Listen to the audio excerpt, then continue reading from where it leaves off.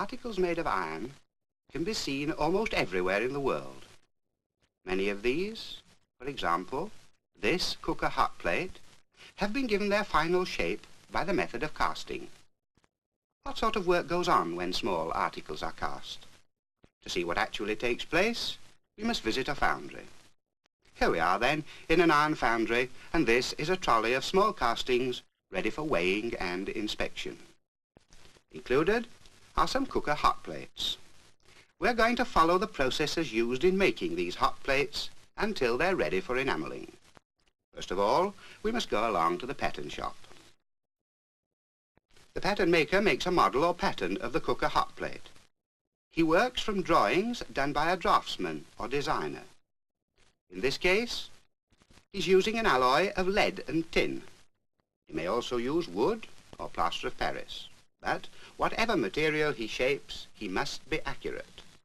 For a fault in a pattern, if undiscovered, would be reproduced in all the castings made from it. A final inspection, and he's satisfied. Before we leave the pattern shop, however, he will give us a general idea of how the pattern is to be used. This black substance that he's scraping level is known as moulding or floor sand. It is sand mixed with small quantities of clay and coal dust. He picks up the pattern, places it on the sand, and presses it down firmly. Pick it up again. Careful, don't spoil it. Now, dust some white parting powder on so that we shall be able to see the impression quite clearly. If onto this impression molten iron were poured and then allowed to cool, the result would be somewhat similar in shape to the pattern. The next actual stage is preparing the mould. Pattern plates to make 2 cooker hot plates are being used. This man is smoothing floor sand to make a firm bed for an iron box which contains a pattern plate. The top half of the box has already been packed with sand. Onto the pattern plate, first, parting powder is dusted. This prevents sand from sticking to the pattern when it is removed later. The foundry man is a neat worker. He always puts down his tools where he can easily pick them up again. Next comes finely sieved facing sand. This prevents coarse sand from causing lumps or hollows in the casting.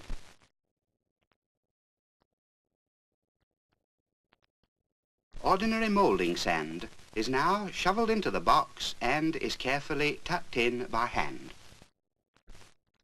This makes the sand fit closely to the pattern plate. Moulders have sensitive, skillful fingers. The box is topped up with more floor sand.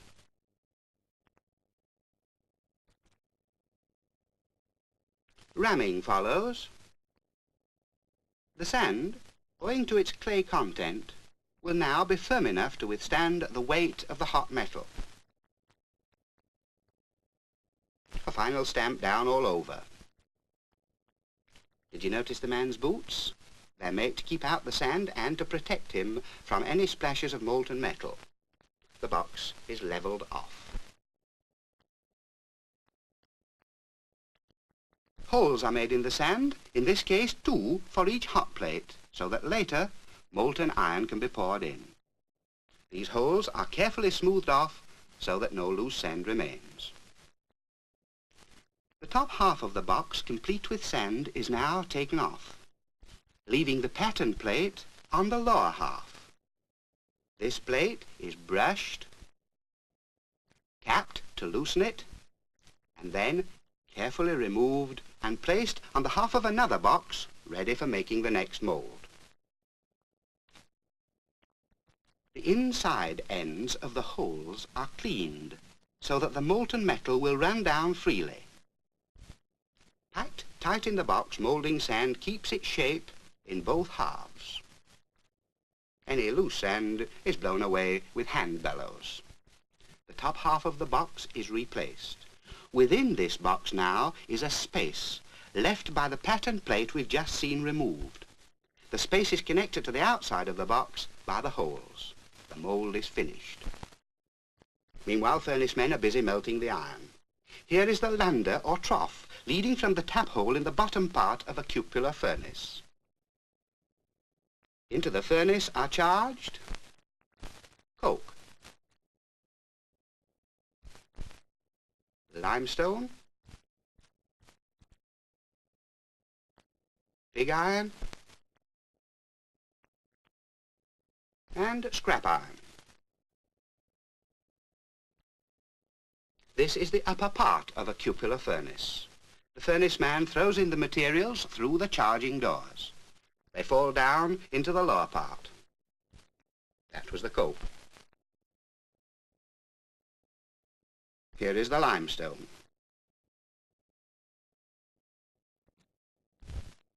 It's followed by pig iron from the blast furnace.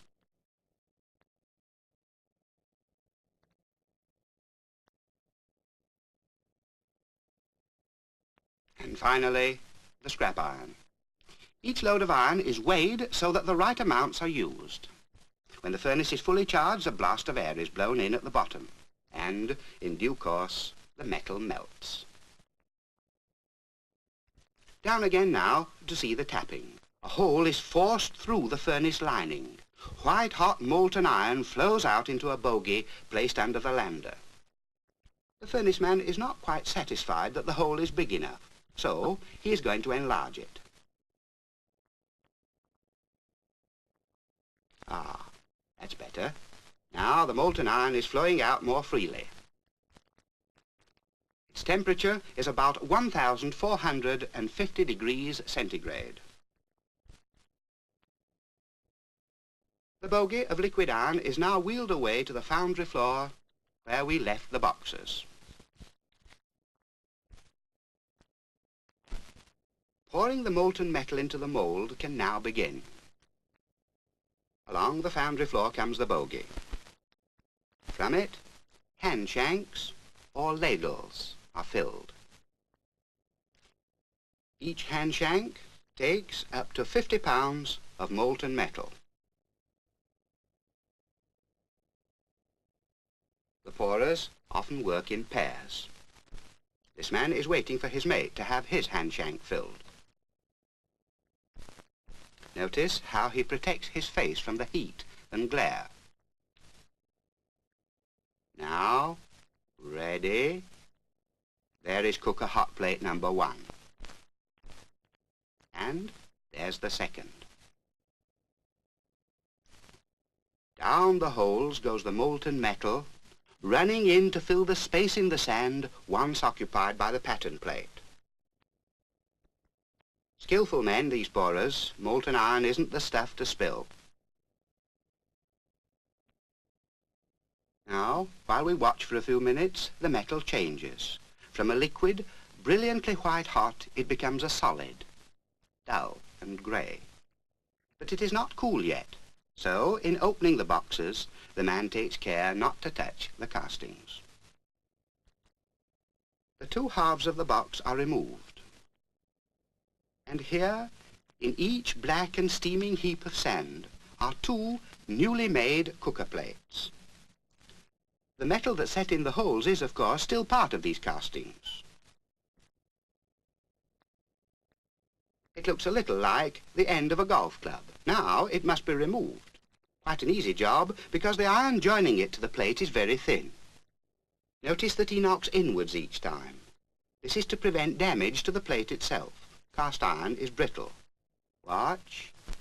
Inwards. Later, the parts knocked off will be used for scrap and remelted in the furnace. Only finishing, or fettling as they call it in the foundry, now remains to be done. First, get rid of the sand.